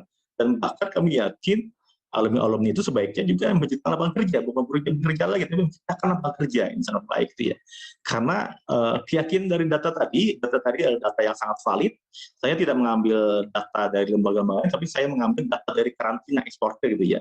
Bahwa 176% ekspor kita naik dari tahun 2020. Jadi luar biasa ya, dengan menutup misalnya 880 triliun ya, 880 miliar untuk tahun 2020 gitu ya, menutup akhir bulan. Tapi kalau dalam setahun itu ada 10,5 triliun eksporter kita, bahkan mentah kita gitu ya, karet dan kelapa sawit dan orang itu diekspor ke beberapa negara Jepang, Rusia, Cina, Thailand, Malaysia, Taiwan, dan beberapa negara Eropa, Belanda dan Prancis. Jadi sangat bukan. Bagi daun gelinggang tadi Pak, daun gelinggang ini di luar dugaan kita gitu ya, berapa ton pun Jepang perlu gitu ya, karena dari Jepang ya melarikan ke beberapa negara yang lain lagi. Dan ini di Banjarbaru ada PT Sarikaya gitu ya, yang eksporternya. Karena Pisarkaya dulu adalah eksportir lampit, tikar lampit ya, rotan ya, karena dia bekerja sama dengan Jepang ya, dia bisa mengekspor komoditas yang lain itu daun gelinggang tadi ya. Dan yang kedua tadi, menurut saya menyambut gembira sekali Smart Creative High School ini dibangun di Kalimantan Selatan, dan ini adalah salah satu usaha dari lembaga pendidikan Yayasan Mawar dalam rangka menangkap peluang-peluang ini kan, sehingga generasi muda atau generasi ini bisa mewadahi untuk berkarya. Jadi kita istilahnya itu lembaga pendidikan ini memberikan tempat bermain generasi Z, sehingga mereka punya karya, mereka punya inovasi, dan mereka punya kontribusi dalam pembangunan, ya. Dan lembaga pendidikan yang lebih utama, dia karena pendidikan itu kan sebuah lembaga yang keren, sebuah lembaga yang menjadi trendsetter untuk kedepannya, menjadi lembaga yang sangat mumpuni dalam mengembangkan kapasitas mahasiswa. Tetapi menurut saya ada hal-hal yang diperhatikan. Pendidikan itu kan diberikan nanti beberapa cara teknis kan, misalnya dengan online atau dengan cara-cara yang tidak saklek gitu ya, sehingga PCHS ini harus juga menjadi ciri khas nanti dibandingkan dengan lembaga-lembaga SMA yang lain gitu. Maksudnya kan harus punya karakter sendiri. Apa sih yang menjadi karakter khususnya? Misalnya begini Bapak, kami menyadari bahwa Saudara Amuntai itu kami tidak bisa menyalip UNAM, kami tidak bisa menyalip IPB, apalagi UI, apalagi ya, karena mereka perguruan tinggi yang negeri itu kan dia mempunyai SDM yang lebih banyak, fasilitas yang lebih lengkap, kemudian mereka mempunyai juga bantuan pemerintah yang sangat banyak begitu kan, dukungan. Terus Amuntai kan terbatas, tapi kami yakin kami tidak bisa menyatu, tapi kami punya karakter kerawaan. Rawa ini kami kembangkan dari hulunya, dari aspek produksi, aspek pangannya, kesehatannya, lingkungannya, sampai pemasarannya. Dan 2025 nanti karakter kerawaan kami ini menjadi trendsetter, menjadi ciri khas kami, sehingga nanti orang UNAM, orang IPB atau undang lain ada di Indonesia, kalau ingin belajar kerawaan ya pergi ke Amuntai, di Amuntai. Demikian juga lembaga-lembaga peneliti internasional kalau ingin belajar ke Amuntai, karena Amuntai tadi sudah mendownload dirinya bidang kerawaan dari berbagai ilmu. Kalau UNAM kan dia dalam bidang bukan kerawaan, kalau UNAM kan dia lahan basah, wetland area.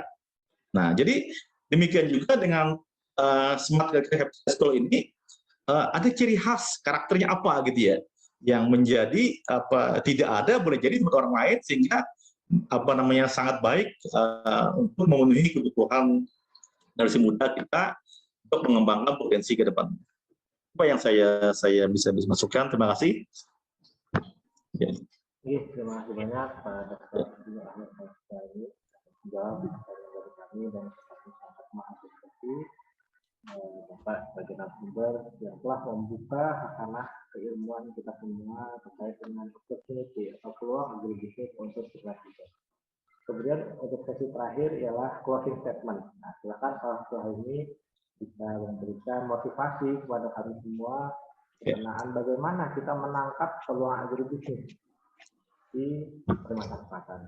Pada Pak Dr. Haji Ahmad ini dipersilakan. Oke. Sektor agribisnis adalah menjadi sektor utama di Indonesia, karena Indonesia adalah negara agraris yang terus berkembang dan terus sangat tergantung daripada generasi muda kita. Generasi Z harus kita berikan dukungan, kapasitas agar mereka bisa melanjutkan karya-karya dari generasi X dan generasi Y. Karena kita memahami bahwa agribisnis adalah sebuah sistem, bukan sebuah faktor. Sistem adalah dua atau lebih faktor yang saling menghasilkan nilai tambah.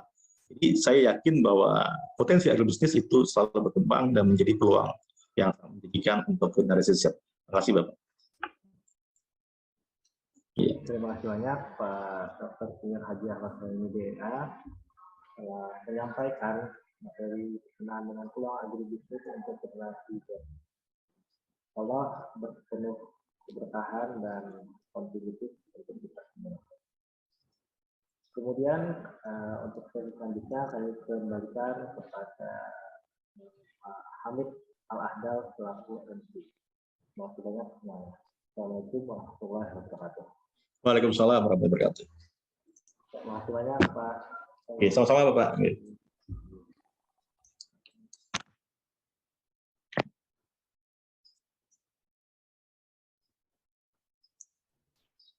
Waalaikumsalam warahmatullahi wabarakatuh. Terima kasih banyak Pak Syarial. Kita sekarang sudah ada di penghujung acara. Saya ingin mengucapkan terima kasih yang banyak untuk partisipan yang sudah hadir, dan terutama terima kasih banyak untuk pembicara kami ya, Dr. Insinyur Haji Ahmad Suhaimi, atas pemaparan materinya yang sangat luar biasa. Kita tahu sangat luas sekali ya peluang agribisnis di Kalimantan Selatan untuk generasi Z, khususnya untuk diekspor ya. Nah, untuk mengekspor kan minimal bisa berbahasa Inggris. Selain program agribisnis, Smart Creative High School juga punya program bahasa Inggris yang namanya Fun English ya. Dan nanti akan ada webinar lagi yang akan menjelaskan tentang Fun English ini, yaitu salah satu program yang ada di Smart Creative High School. Untuk waktu dan tanggalnya, stay tune aja di sosial media kami Smart Creative High School atau Smart Creative BJB. Bisa juga kunjungi website kami smartcreativa.sch.id. Untuk sekarang, saya pamit undur diri. Jika ada kesalahan yang tidak disengaja, saya mohon maaf. Terus maju dan semangat untuk Smart Creative High School. Selamat siang, sukses untuk kita semua. Wabillahi taufiq wal hidayah. Wassalamualaikum warahmatullahi wabarakatuh.